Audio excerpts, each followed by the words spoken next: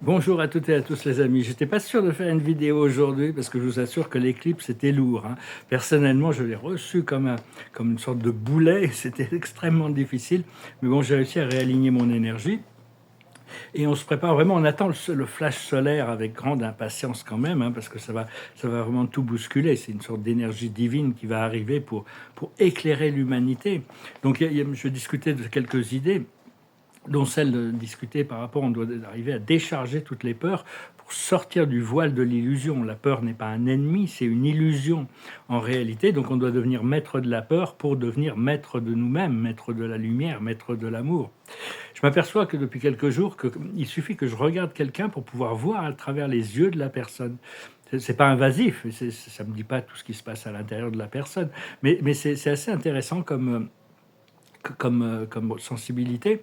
Et je veux discuter, de dire que bon, la mort, c'est une des grandes peurs que l'humanité a, parce qu'on leur a fait croire que la mort était quelque chose de triste et de réel. Bien sûr, on perd les gens que l'on aime parce qu'ils sont plus dans le monde physique, mais la mort n'existe pas en réalité.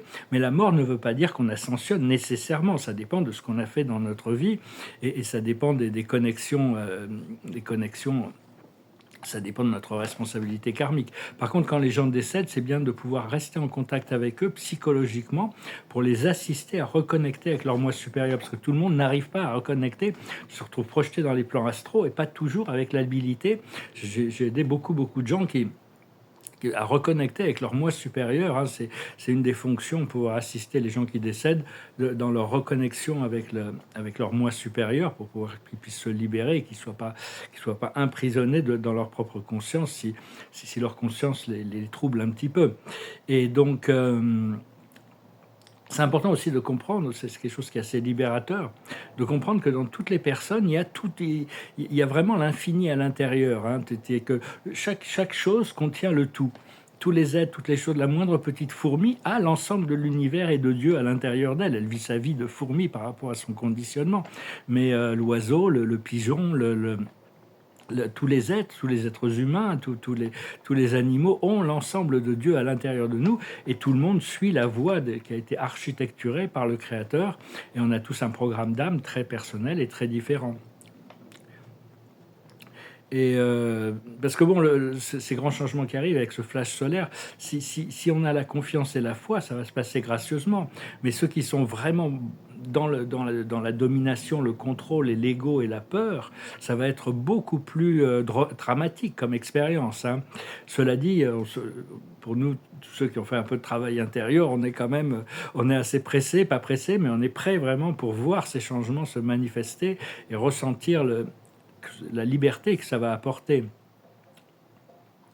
Mais enfin, on doit vraiment faire confiance au plan du Créateur, on doit faire confiance au temps du Créateur, on doit faire confiance à notre habilité de rester en alignement pour se préparer pendant la transition, jusqu'au moment où le Créateur pense qu'on est prêt pour cette transition.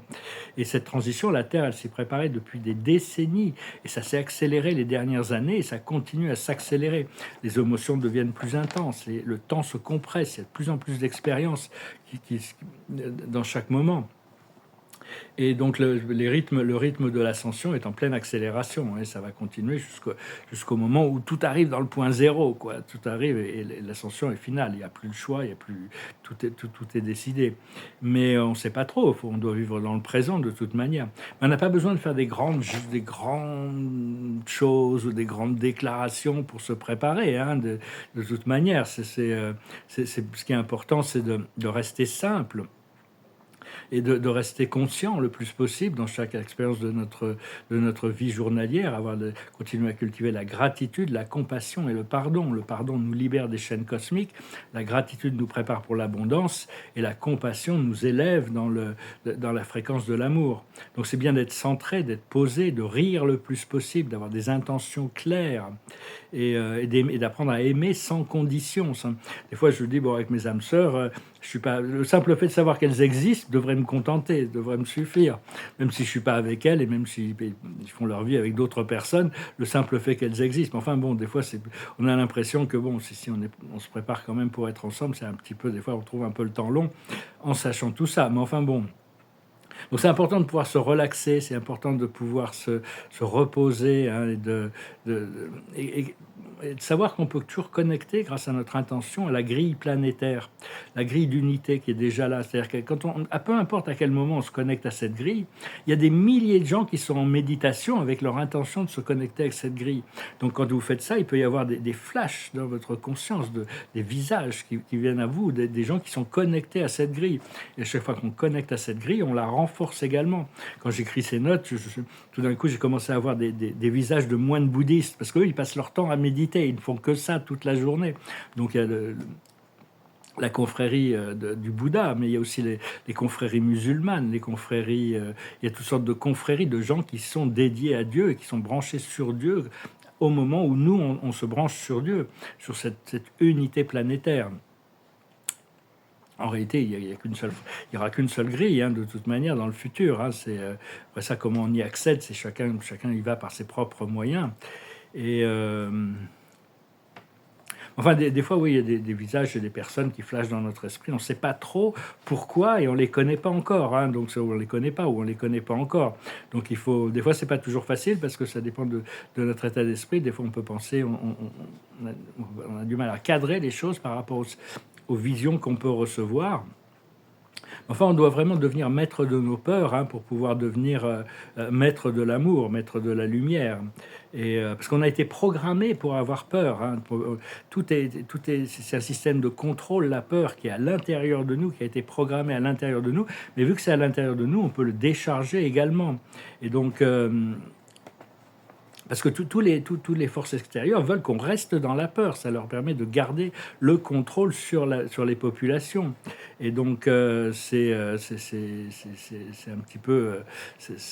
Il y a une phrase, il y a une clé, un code qui est assez pratique. C'est un code qui vient d'un enseignant, un de mes maîtres guides. J'ai plusieurs maîtres guides, c'est pas mon maître guide principal, mais c'est un de mes maîtres guides qui avait laissé beaucoup de sagesse. Il a caché aussi beaucoup de choses.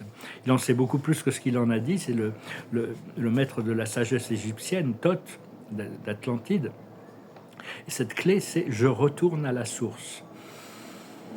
C'est ressenti profondément, je retourne à la source, ça efface toutes les peurs, hein, c'est vraiment, ça casse tous les doutes et toutes les peurs, ça éteint la voix de la peur, c'est vraiment, donc ça efface l'illusion. Donc c'est vraiment, c'est vraiment se tenir, quand on se tient au bord du voile de l'illusion, mais une fois qu'on l'a traversé, on ne peut plus revenir. Et donc c'est... mais effacer les peurs et les doutes, c'est pas pour tout le monde. Si on s'approche de quelqu'un qui n'est pas prêt à ça, il risque de réagir avec beaucoup de peur, avec beaucoup de doutes aussi. Hein. Donc faut voir par rapport aux réactions que les gens peuvent avoir. Parce que la peur, c'est une addiction, c'est de l'adrénaline. Ben oui, il n'y a qu'à voir comment les gouvernements l'utilisent dans toute leur communication. Les multinationales, je vais peut-être revenir là-dessus, utilisent ça dans leur publicité. Le corps médical, dans les médias, un peu partout. Hein, ils jouent tous le jeu de la peur pour arriver à contrôler et dominer leur groupe. Hein. Donc c'est vraiment, je retourne à la source, ça casse la prison de la peur. Et c'est important cette connaissance, toutes ces connaissances transcendantales qu'on peut recevoir, c'est important de pouvoir les partager. C'est pas, faut pas les garder enfermés, sinon ça devient un peu de la poussière. Enfin bon, sinon ça se renforce quand même.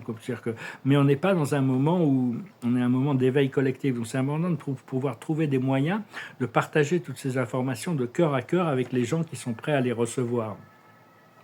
On m'a proposé une question sur les medbeds. Il paraît qu'ils vont arriver en 2026, ces technologies galactiques très avancées. Mais en attendant, il y a des vidéos des Arcturiens qui s'appellent Arcturian Healing Frequencies. C'est des vidéos, c'est des sons qui permettent justement de réaligner l'ADN. Hein, vous trouvez ça sur YouTube. Comprendre aussi que les éléments sont une conscience, hein, une âme et une conscience. L'élément eau, l'élément feu, l'élément terre et l'élément air sont vraiment des éléments conscients.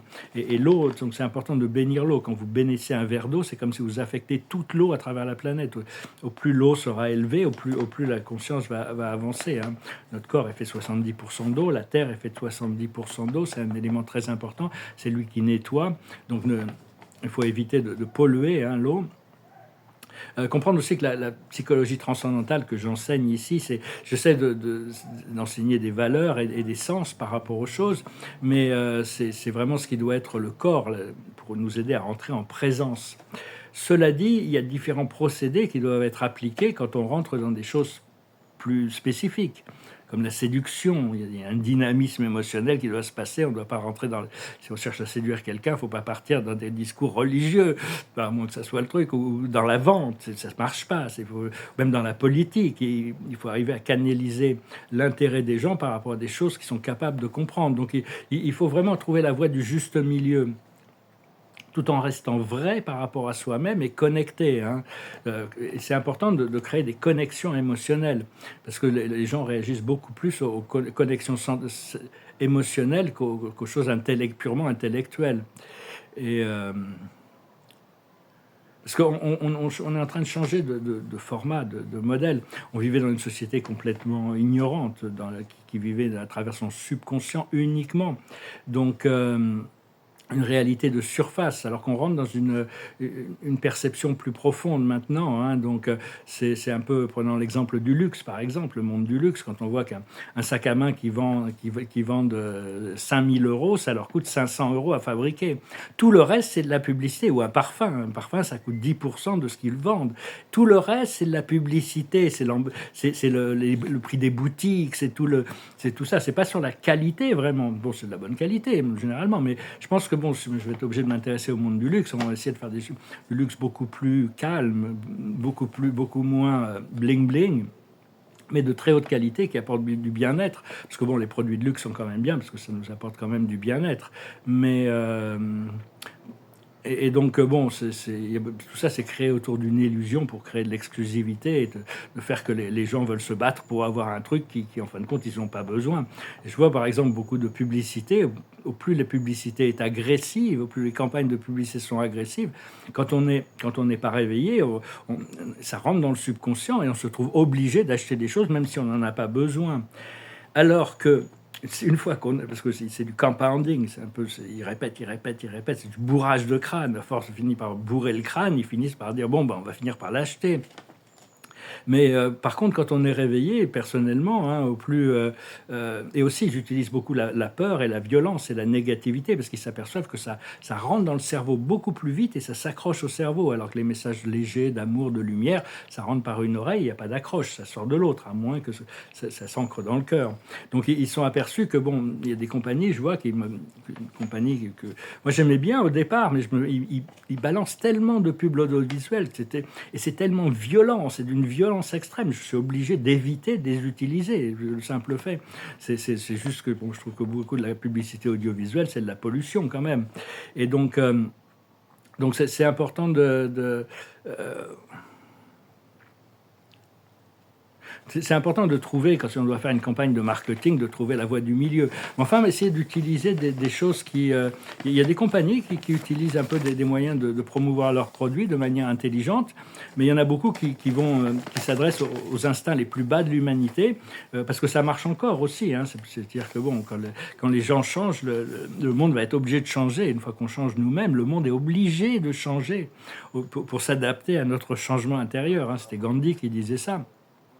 Le miroir de la vie est obligé de changer quand on offre une vision différente de nous-mêmes.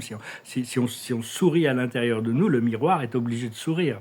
Donc c'est important d'accepter de passer par les choses qui nous traversent, surtout pendant cette éclipse, mais enfin d'essayer quand même de revenir à l'équilibre, au juste milieu, trouver un équilibre entre les choses quand même, entre l'humain et le divin, c'est-à-dire que on a tous, on n'a pas besoin d'être parfait, mais on a besoin d'être authentique quand même. Et donc voilà, je voulais vous saluer aujourd'hui. J'espère que vous passez une bonne journée. Je vous remercie de partager, c'est important de partager. Je vous remercie pour vos likes, j'apprécie vos commentaires. Je vous remercie de ne pas oublier de souscrire. Je vous remercie pour vos dons. Si vous voulez une consultation privée ou discuter de peinture, N'hésitez pas, hein, je me prépare vraiment pour retourner à mon premier métier, qui est le commerce de l'art. Je me languis de pouvoir recommencer. J'étais galeriste, mon premier métier. C'était quand je suis devenu artiste après, hein, donc ça, c'est un petit peu... Mais c'est très agréable de pouvoir gérer, de dealer toutes ces énergies avec des artistes, des vrais artistes qui ont vraiment, qui mettent leur âme dans leur art et d'avoir toute cette diversité d'art autour de soi. C'est très agréable. J'étais jeune quand je vais à ma galerie, j'avais 19 ans, 20 ans à Santa Monica en Californie. J'avais des bonnes connexions et j'ai eu des artistes très sérieux. J'avais toujours de l'art extraordinaire autour de moi. Ça m'a vraiment donné goût à vouloir rester dans ce milieu. Puis finalement, j'ai pu commencer ma peinture quelques années plus tard, ma propre peinture. La carte de la journée, c'est une nouvelle vie. Voilà, c'est peut-être pas encore évident parce qu'on traverse cette éclipse, mais il y a vraiment cette nouvelle vie qui se prépare. Je vais finir avec un oracle. La plus haute sagesse, c'est rester neutre, rester contemplatif, rester l'observateur, la neutralité divine, pouvoir observer les choses, hein, pouvoir être à la fois, on est co-créateur, mais on est observateur du procédé. La méditation, c'est quand on recule, on rentre dans le silence et on observe nos pensées et nos émotions sans interaction. Un peu comme quand on va dans la cache. La cache, c'est pas un endroit pour interagir, c'est un endroit pour recevoir.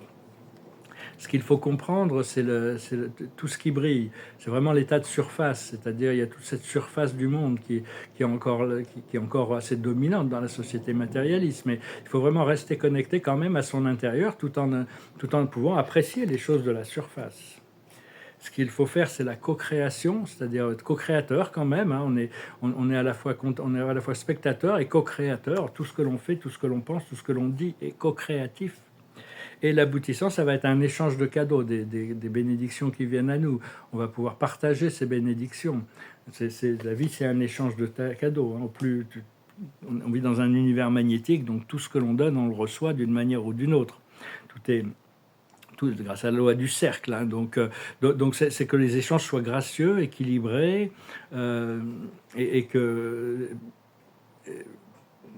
pour arriver à pouvoir avoir toutes les choses dont on a besoin, de rentrer dans cette nouvelle vie sans avoir besoin de lutter ou de produire des efforts ou quoi que ce soit. Hein. Je pense que tout ça va arriver de manière très naturelle parce que le moment arrive. J'espère que cette vidéo a été intéressante pour vous. Je vous remercie pour tout. Je vous souhaite une excellente journée et je vous dis à bientôt. Namaste.